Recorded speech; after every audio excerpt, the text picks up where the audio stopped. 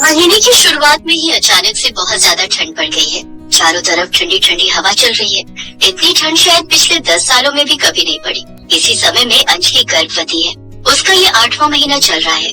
वो घर के अंदर ठंड से कांपती हुई बैठी है। भगवान, आज इतनी ठंड क्यों है? मेरे बच्चे को बस ठंड न लग जाए। उसी वक्त वहाँ उसका पति रमेश आता है और गुस्से से कहता है, काली कलोटी, यहाँ चुपचाप बैठे रहने से खाना बन जाएगा क्या? रमेश अंजलि को इसी नाम से बुलाता है क्योंकि अंजलि काली है।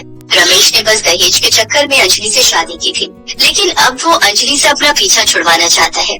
रमेश की माँ सरला भी यही चाहती है। अंजलि कहती है, आज बहुत ठंड है जी और मेरी तबीयत बहुत खराब है। इस वक्त काम करने जाऊंगी तो मेरे बच्चे को नुकसान पहुंच सकता है। सरला वहाँ पर आ जाती है और कहती है, आए हाय, कहाँ से आ गई है महारानी? एक तो कामचोर है, ऊपर से जबान भी लड़ाती है। हाँ, इसके बाप ने कुछ सिखाया नहीं है। अपने पिता के बारे में उल्टा सीधा सुनकर अंजलि गुस्सा हो जाती है और रमेश से झगड़ा करने लग जाती है। रमेश का ये रोज का है। वो हर वक्त अंजलि के माता पिता को लेकर टॉन्ट मारता है। आज अंजलि बहुत गुस्सा हो जाती है। मेरे पिता के बारे में कुछ भी मत कहना, वो बहुत अच्छे आदमी थे और तुम्हारी माँ ने तो तुम्हें बहुत कुछ सिखाया है, इसीलिए मेरे होते हुए भी बाहर मुंह मारते हो। क्या तेरी इतनी हिम्मत? छोटे घर की लड़की है ना बेटा, अभी निकाल दे इसे। ये इस घर की बहू बनने के लायक ही नहीं है। रमेश अंजलि की चोटी पकड़कर खींचता है और उसे घर से बाहर धकेल देता है। अंजलि पेट से बल गिरती है। मेरा बच्चा, तू और तेरा बच्चा दोनों मनहूस है, निकल जा इस घर से। अंजलि रोती हुई वहाँ से चली जाती है। उसके बदन पर बस एक ही कपड़ा है। ठंड से बचने के लिए उसके पास एक चादर तक नहीं है। वो ठंड से कांपने लगती है। हे दुर्गा माँ, कितनी ठंड है, मेरे पास तो कुछ भी नहीं है। अगर मुझे जुकाम हो गया तो मेरे होने वाले बच्चे की भी तबीयत खराब हो जाएगी। मैं क्या करूँ दुर्गा माँ, क्या करूँ? अंजलि कुछ दूर चलकर जाती है और देखती है कि 3-4 लोग रास्ते में आग सेक रहे हैं। वो रही आग, मुझे ठंड से बचने के लिए आग के पास जाना होगा। अंजलि आग के पास जाती है तो वो 4 लोग उसे देखकर गुस्सा हो जाते हैं। उनमें से एक आदमी कहता है, ए औरत, इतनी रात को यहाँ क्या कर रही है? घर नहीं है तेरा? नहीं साहब, मेरे पति ने मुझे घर से निकाल दिया है। अच्छा, जिस औरत को गर्भवती अवस्था में उसका पति घर से निकाल दे, वो औरत अच्छी नहीं हो सकती। जरूर तूने कोई गलती की है। हाँ, मैं काली हूँ, यही मेरी गलती है। यहाँ ज्यादा रोध होकर कोई फायदा नहीं होगा, जा यहाँ से भाग। वो आदमी अंजलि को वहाँ से भगा देता है। अंजलि डर के मारे वहाँ से भाग जाती है। उसको ये रात किसी गर्म जगह पर बितानी होगी, नहीं तो वो ठंड के मारे ही में मर जाएगी। अंजलि ऐसी जगह ढूंढती है। हे दुर्गा माँ, मुझे दिशा दिखाए, मैं कहाँ जाऊँ, कहाँ रहूँ, कहाँ बिताऊँ ये रात? कुछ दूर जाने के बाद अंजलि को एक टूटी हुई दुकान दिखती है। अंजलि उसी के अंदर घुस जाती है। अच्छा है, मुझे ये टूटी हुई दुकान तो दिख गई, इसके अंदर थोड़ी तो गर्माहट है। दुकान के अंदर बैठे बैठे अंजलि की आंख लग जाती है, लेकिन तभी वहाँ पुलिस की एक गाड़ी आ जाती है। बाहर पुलिस गाड़ी लेकर पेट्रोलिंग कर रही थी। गाड़ी से एक ऑफिसर निकलकर अंजलि के पास जाता है और लात मारकर उसे उठाता है। ए औरत, उठ, अरे उठ जा। अंजलि उठ जाती है और पुलिस को देखकर वो चौंक भी जाती है। क्या हुआ साहब? ये तेरी सोने की जगह नहीं है, भिखारिन कहीं की। पता नहीं रात को तुम लोग बाहर क्या करते हो। भाग यहाँ से अभी, नहीं तो जेल में डाल दूंगा, भाग। अंजलि डर के मारे दौड़ते हुए वहाँ से भाग जाती है, लेकिन वो गर्भवती है, इसीलिए कुछ देर दौड़ने के बाद ही उसकी सांस फूलने लगती है। वो एक पेड़ के नीचे बैठती है। ठंडी हवा से उसका बदन कांप उठता है। उसे बहुत ही भूख भी लग चुकी है। पेड़ के पीछे मिट्टी में एक बिस्कुट पड़ा हुआ था। अंजलि उसी को खाने के लिए उठाती है, लेकिन तभी वहाँ रास्ते का एक कुत्ता आकर दुम हिलाता है। क्या हुआ? भूख लगी है तुझे? वो कुत्ता प्यार से भौंकता है। अंजलि को दया आती है और वो उस कुत्ते को बिस्कुट दे देती है। ये ले, तू ये खा ले। बिस्कुट खाकर वो कुत्ता अंजलि का वफादार बन जाता है। वो अंजलि के शरीर से अपना शरीर लगाकर सो जाता है। उसके शरीर से अंजलि को गर्माहट मिलती है। अंजलि को कुछ देर के लिए सुकून मिलता है। इसी तरह सुबह हो जाती है और अंजलि रास्तों में भटकती रहती है। उधर सरला रमेश की दूसरी शादी करवाने की तैयारी में लग गई है। रमेश भी शादी के लिए राजी है। रमेश ने लड़की भी पसंद कर ली है। अब बस शादी होने की देरी है। इधर अंजलि पूरा दिन रास्ते में भटकती है। उसके साथ वो कुत्ता भी घूमता है और रात को अचानक से अंजलि को पेट दर्द शुरू होता है। बहुत दर्द हो रहा है। अंजलि फुटपाथ पर सो जाती है। वो कुत्ता कहीं से कपड़ा लाकर अंजलि को ढक देता है और उसके बाद अंजलि एक बेटी को जन्म देती है। इतनी सर्दी की रात में अंजलि की एक बेटी होती है और वो ठंड की वजह से रोने लगती है। अरे मेरी बच्ची, क्या हुआ बच्चा, ठंड लग रही है? लेकिन मेरे पास तो कुछ भी नहीं है। रुक जा बेटी, मैं कुछ इंतजाम करती हूँ। अंजलि अपना कपड़ा फाड़ कर अपनी बेटी को ढकती है ताकि उसे ठंड न लग सके। अंजलि अभी जहाँ है वो एक जंगल के पास है। नवजात बच्चे की खुशबू से वहाँ तुरंत एक तेंदुआ चला आता है। अंजलि डर जाती है। अरे बाप रे, तेंदुआ, अब क्या होगा? वो तेंदुआ अंजलि के बच्चे की तरफ बढ़ने लगता है, लेकिन तभी वो कुत्ता उस तेंदुए पर हमला कर देता है और दोनों लड़ाई करते करते जंगल में घुस जाते हैं। वो कुत्ता और लौटता नहीं। अंजलि अपनी बेटी की जान बचाने के लिए दौड़ती रहती है और दौड़ते दौड़ते दुर्गा माँ के एक मंदिर में पहुँच जाती है। मंदिर में पुजारी जी पूजा कर रहे थे। बेटी, तुम कौन हो? अंजलि सब कुछ बताती है और पुजारी जी की आंखों में आंसू आ जाते हैं। वो कहते हैं, तुम दुर्गा माँ की भक्त हो ना बेटी, ये उन्हीं का मंदिर है, तुम यहाँ रह सकती हो। लेकिन मुझे लगता है कि अगर तुम्हारे पति को अपनी नवजात बेटी के बारे में पता चलेगा तो वो जरूर तुम्हें फिर से अपना लेंगे। मैं कल ही किसी को तुम्हारे घर भेजूंगा। पुजारी जी अंजलि को सोने के लिए कंबल देते हैं। अगले दिन वो एक आदमी को अंजलि के घर भेजते हैं। वो आदमी ढूंढते हुए घर तो पहुंच जाता है, लेकिन वहाँ जाकर देखता है कि उस घर में शादी का माहौल है। रमेश मंडप में शादी के लिए बैठा हुआ है और उसके पास उसकी होने वाली पत्नी भी है। तुम कौन हो? यहाँ क्या चाहिए? वो आदमी अंजलि और उसकी बेटी के बारे में कहता है। रमेश की होने वाली पत्नी को अंजलि के बारे में पता नहीं था। वो गुस्सा होकर शादी तोड़ देती है और इसी बात से रमेश गुस्सा हो जाता है। वो आदमी लौट आता है।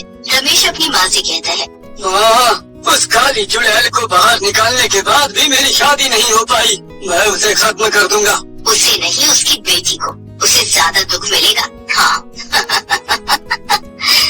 रात को दोनों मिलकर उस मंदिर में पहुंच जाते हैं। अंजलि अपनी बेटी के साथ सो रही थी। रमेश उसकी बेटी को चुपके से उठा लेता है और दौड़ लगाता है। अंजलि की नींद टूट जाती है। रुक जाइए, मेरी बेटी को कहाँ लेकर जा रहे हैं? तूने मेरी शादी तुड़वा दी ना, मैं तेरी बेटी को नहीं छोड़ूंगा। अंजलि भी दौड़ लगाती है और मन ही मन माँ दुर्गा को बुलाती है। हे दुर्गा माँ, मेरी बेटी को बचा लीजिए, बचा लीजिए। वो लोग एक नदी के पास पहुँच जाते हैं। पानी बहुत ठंडा है। रमेश उसकी बेटी को उस ठंडे पानी में फेंक देता। नहीं, ये क्या किया आपने? मेरी बच्ची। अंजलि रोते हुए नदी के पानी में छलांग लगा देती है और कुछ देर तैरने के बाद अपनी बेटी को गोद में लेकर ऊपर उठती है। लेकिन उसकी बेटी आवाज भी नहीं खोल रही है। बेटी, बेटी क्या हुआ तुझे? बेटी। ठंडे पानी में उसका खून जम गया है, उसके दिल में बर्फ जम गया है, वो मर गई है। नहीं, नहीं, हे दुर्गा माँ, मेरी बेटी ने क्या गलती की थी? उसे क्यों सजा मिली? अंजलि अपनी बेटी को लेकर दुर्गा माँ के मंदिर में जाती है और दीवारों पर सर पटक पटक कर रोती है। रमेश और सरला हंसते हुए ये सब देखते हैं और तभी वहाँ एक चमत्कार हो जाता है। दुर्गा माँ की मूर्ति से दुर्गा माँ प्रकट होती है। अंजलि, रो मत, मैं आ गई हूँ। दुर्गा माँ को देखकर सभी चौंक जाते हैं। अंजलि, मैं हमेशा से तेरे साथ थी, मैं हमेशा से तेरी रक्षा करते आई हूँ, चाहे वो किसी इंसान के रूप में हो या किसी कुत्ते के रूप में। तू बहुत नरम दिल की है अंजलि, सिर्फ दूसरों के बारे में सोचती है। इंसान को ऐसा ही होना चाहिए, इन दो दरिंदों की तरह नहीं। इनको तो सजा मिलनी ही चाहिए। ये बोलकर दुर्गा माँ रमेश और सरला को बर्फ का पुतला बना देती है और फिर अपनी जादुई शक्ति से अंजलि की बेटी को भी जिंदा कर देती है। दुर्गा माँ, आप महान हो, आपका बहुत बहुत धन्यवाद। दुर्गा माँ अदृश्य हो जाती है। सुबह धूप निकलते ही रमेश और सरला के बर्फ के पुतले पिघल जाते हैं। इस तरह दोनों की मौत हो जाती है। अंजलि को इंसाफ मिलता है। अंजलि अपनी बेटी के साथ मंदिर में ही रह जाती है और दुर्गा माँ की सेवा में अपनी जिंदगी समर्पित कर देती है। दोस्तों, आपको कहानी अच्छी लगी तो वीडियो को लाइक कीजिए और चैनल को सब्सक्राइब कीजिए। मिलते हैं अपने नेक्स्ट वीडियो में, तब तक के लिए bye bye, take care. Please like, share and subscribe. जनवरी का महीना था और बहुत कड़ाके की ठंड पड़ रही थी। सुजाता देवी अपने जोड़ों के दर्द से करा रही थी। पैर और घुटने में कितना दर्द हो रहा है। हे भगवान, ये कैसी ठंड पड़ रही है इस बार। ऐसी ठंड तो मैंने पहले कभी नहीं देखी। सुजाता देवी जमीन पर चटाई बिछाकर लेटी हुई थी। बेटे और बहू खुद तो बिस्तर पर सोते और बूढ़ी माँ को सोने के लिए एक चटाई दी। जमीन पर सोने के कारण सुजाता देवी को और ज्यादा ठंड लगती थी, जिसके कारण उनके जोड़ों का दर्द इतना बढ़ जाता कि वो ठीक तरह से चल भी नहीं पाती थी। दर्द इतना था कि सुजाता देवी जोर जोर से कराहने लगी। हे भगवान, आज कितना दर्द हो रहा है। मेरी दवाई भी खत्म हो गई है। संतोष को बोलूंगी कि वो मेरी दवा ला दे। सुजाता देवी की कराह सुनकर उनकी बहू सलोनी गुस्सा हो जाती है। ये मनहूस बुढ़िया दिन भर कराती रहती है, इस कारण घर में खुशियाँ नहीं आती। इसका रोना और कराहना हमें किसी दिन कंगाल बना देगा। इस मुसीबत से तो छुटकारा पाना ही होगा। तभी सुजाता देवी अपनी बहू सलोनी को आवाज लगाती है। बहू, अरे बहू, जरा मुझे पानी पिला दे, मुझसे उठा नहीं जा रहा है। क्या बात है बुढ़िया, दिन भर चिल्लाती रहती है, तो थोड़ी देर शांति से नहीं बैठ सकती है क्या? बहू, जोड़ों में बड़ा दर्द हो रहा है, संतोष से कहना मेरी दवा ला दे। हमारे पास तेरी तीमारदारी के लिए पैसे नहीं है। घर से बाहर निकलकर कुछ पैसे कमा कर ला। सारा दिन घर में बड़ी बड़ी मुफ्त की रोटियां तोड़ती रहती है। बहू, मुझसे तो चला भी नहीं जाता, मैं बाहर जाकर काम कैसे करूँगी? वो सब मुझे नहीं पता, कान खोलकर सुन ले बुढ़िया, कुछ पैसे कमा कर लाएगी तभी इस घर में रहने दूंगी। हाँ। इतना कहकर बड़बड़ाती हुई सलोनी वहाँ से चली गई। आज ही इस मनहूस का पत्ता साफ करवाती हूँ। सुजाता देवी का बेटा संतोष एक परचून की दुकान चलाता है। दुकान से ठीक ठाक कमाई भी हो रही थी, लेकिन पत्नी के आने के बाद संतोष ने भी माँ की तरफ से मुंह फेर लिया था। शाम को जब संतोष घर आया, सुनो जी, अब इस घर में तुम्हारी माँ रहेगी या तो मैं रहूंगी। क्या बात है, हुआ क्या है? सारा दिन बुढ़िया चिक चिक करती रहती है, अब मुझसे बर्दाश्त नहीं होगा ये सब। तो ठीक है, इस घर में तो तुम ही रहोगी। संतोष और सलोनी सुजाता देवी के पास गए और सुजाता देवी का हाथ पकड़कर उन्हें घसीटते हुए घर से बाहर निकालने लगे। अरे ये क्या कर रहा है बेटे, मुझे घर से मत निकाल, इतनी ठंड में मैं कहाँ जाऊंगी, मुझसे तो चला भी नहीं जाता। सुजाता देवी फूट फूट कर रोने लगी, लेकिन बेटे और बहू को सुजाता देवी पर जरा भी दया नहीं आई। कहीं भी जा बुढ़िया, लेकिन हमें चैन से जीने दे। सुजाता देवी को घर से बाहर निकालकर संतोष और सलोनी ने दरवाजा बंद कर लिया। बेचारी सुजाता देवी लकड़ी के डंडे के सहारे किसी तरह से उठकर खड़ी हुई और सड़क के किनारे चलने लगी। सुजाता देवी के पास पहनने के लिए एक स्वेटर भी नहीं था। इस ठंड में सुजाता देवी कहाँ जाएंगी और कैसे अपना जीवन गुजारेंगी? सुजाता देवी ये सब सोचते हुए सड़क पर चल रही थी कि तभी उन्हें एक पेड़ दिखाई दिया, जिसके चारों तरफ चबूतरा बना हुआ था। इसी पेड़ के नीचे चबूतरे पर बैठ जाती हूँ, आज रात यही गुजार लूंगी। सुजाता देवी उस पेड़ के नीचे चबूतरे पर बैठ गई। ठंड तो पहले ही बहुत ज्यादा थी, लेकिन सुजाता देवी की मुश्किलें तो अभी और बढ़ी थी। थोड़ी देर के बाद बहुत तेज ठंडी हवाएं चलने लगी। सुजाता देवी ठंड के मारे कपकपाने लगी। हे भगवान, इतनी तेज हवाएं क्यों चल रही हैं? लगता है बारिश होने वाली है। सुजाता देवी का सही। थोड़ी देर के बाद मोटी मोटी बूंदों के साथ बहुत तेज बारिश होने लगी। सुजाता देवी पेड़ के नीचे सिकुड़ कर बैठ गई, लेकिन बारिश इतनी तेज थी कि वो पेड़ भी सुजाता देवी की रक्षा न कर पाया और सुजाता देवी बुरी तरह से भीग गई थी। बारिश में भीगने के कारण सुजाता देवी को बहुत तेज बुखार हो गया। बुखार के कारण सुजाता देवी बेहोश होकर गिर पड़ी। रात भर सुजाता देवी बेहोशी की हालत में उस पेड़ के नीचे पड़ी रही। अगली सुबह जब सूरज की किरणें सुजाता देवी की आंखों पर पड़ी, तब उनकी आंखें खुली। हे भगवान, मेरे कपड़े तो पूरी तरह से भीग गए हैं। मुझसे तो उठा भी नहीं जा रहा है। पैरों में कितना दर्द हो रहा है। हे भगवान, तू क्या चाहता है? इतने दुख देने से तो अच्छा है कि मेरे प्राण ले ले। ये सब कहते कहते सुजाता देवी खुद को रोक नहीं पाई और फूट फूट कर रोने लगी। लेकिन रोने से सुजाता देवी के हालात तो नहीं बदलने वाले थे। थोड़ी देर बाद सुजाता देवी ने अपने आंसू पोंछे और खाने की तलाश में निकल पड़ी। ठंड और बुखार के कारण जोड़ों का दर्द इतना बढ़ गया था कि सुजाता देवी के पैर आगे ही नहीं बढ़ रहे थे। कपकपाते हुए सुजाता देवी बीच सड़क पर ही गिर पड़ी। तभी उन्हें सामने से एक गाड़ी आती हुई दिखाई दी, लेकिन सुजाता देवी तो वहाँ से उठकर भाग भी नहीं सकती थी। वो तो अपने पैरों पर भी खड़ी नहीं हो सकती थी। हे भगवान, मैं तो यहाँ से उठ भी नहीं पा रही हूँ। अच्छा होगा कि उस गाड़ी के नीचे आकर मर जाऊं। वैसे भी अब मैं जी कर क्या करूँगी? सुजाता देवी ये सोच ही रही थी कि वो गाड़ी बिल्कुल सुजाता देवी के सामने आकर रुकी और उसमें से एक महिला ने खिड़की से सुजाता देवी को आवाज लगाई। ए बुढ़िया, तुझे मरने के लिए मेरी गाड़ी मिली है क्या? जल्दी हट यहाँ से। लेकिन सुजाता देवी तो अपनी जगह से हिल भी नहीं पा रही थी। वो उठकर खड़ी हो तो कैसे। तभी न जाने कहां से एक छोटी सी लड़की दौड़कर सुजाता देवी के पास आई और बोली, माँ आप यहाँ क्यों बैठी हो? मैं आपको सहारा देती हूँ, आप मेरा हाथ पकड़कर उठने की कोशिश करो। उस छोटी सी बच्ची ने सुजाता देवी को सहारा देकर वहाँ से उठाया और उन्हें सड़क के किनारे लेकर आई। माँ आप इस हालत में घर से बाहर क्यों आई? आपको तो बहुत तेज बुखार भी है। बच्ची की बात सुनकर सुजाता देवी की आंखों से आंसू बहने लगे। क्या बात है माँ, आप रोने क्यों लगी? आपको भूख लगी है क्या? नहीं बेटी, बस तेरा सहारा पाकर मैं खुद को रोक नहीं पाई और मेरी आंखों से आंसू आ गए। फिर सुजाता देवी ने उस छोटी बच्ची को अपनी आप बीती बताई। आप चिंता मत करो माँ, मैं हूँ ना, आज से मैं हमेशा आपके साथ रहूंगी। मेरा नाम रोशनी है और मेरा इस दुनिया में कोई नहीं है। आज से आप मेरी माँ और मैं आपकी बेटी हूँ।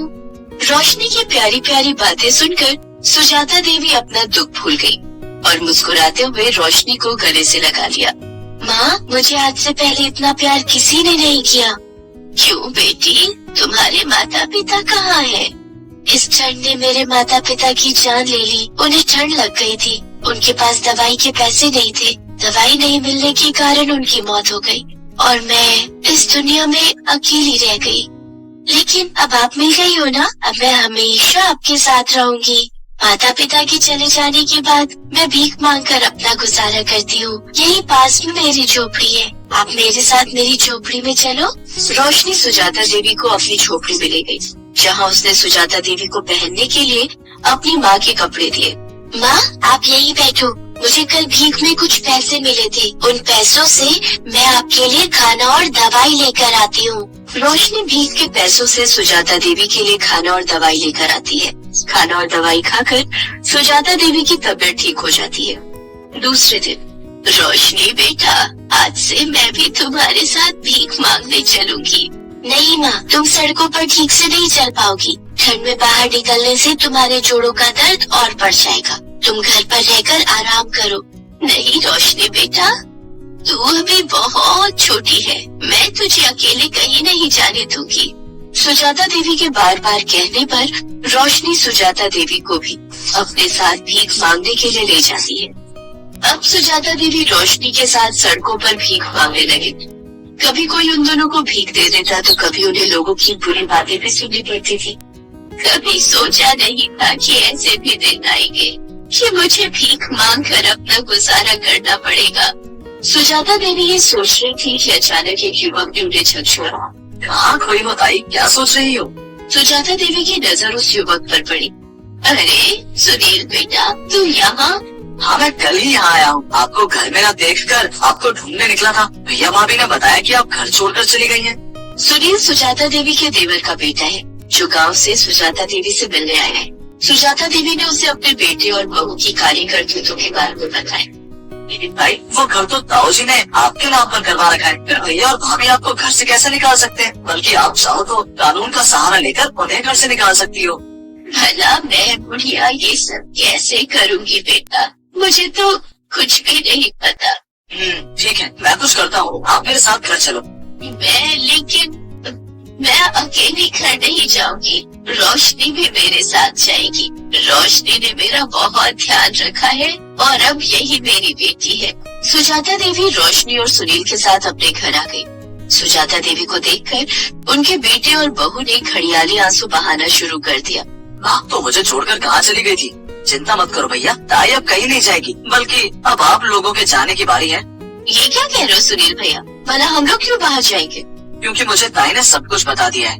तभी दरवाजे पर वकील भी आ गया, जिसे सुनील ने बुलाया था। कानूनी रूप से घर सुजाता देवी का है और वो जिसे चाहे इस घर में रख सकती है और जिसे चाहे निकाल सकती है। वकील साहब, मेरे घर से मेरे बेटे और बहू को बेदखल कर दीजिए। ये सुनते ही संतोष और सलोनी सुजाता देवी के पैरों पर गिर गए और माफी मांगने लगे। माँ जी मुझे माफ कर दीजिए, हमें घर से मत निकालिए, हम कहाँ जाएंगे, बाहर कितनी ठंड है। बहू, ठंड तो मेरे लिए भी थी, लेकिन तुम दोनों ने मेरी एक ना सुनी। लेकिन बच्चों के सामने माँ का दिल तो पिघल ही जाता है। सलोनी और संतोष के बार बार माफी मांगने के बाद सुजाता देवी ने उन्हें माफ कर दिया और संतोष, सलोनी, सुजाता देवी और रोशनी सब एक साथ रहने लगे। दोस्तों, कहानी अच्छी लगे तो वीडियो को लाइक करें और चैनल को सब्सक्राइब करें। मिलते हैं अपने नए वीडियो में, तब तक के लिए bye bye, take care. Please like, share and subscribe.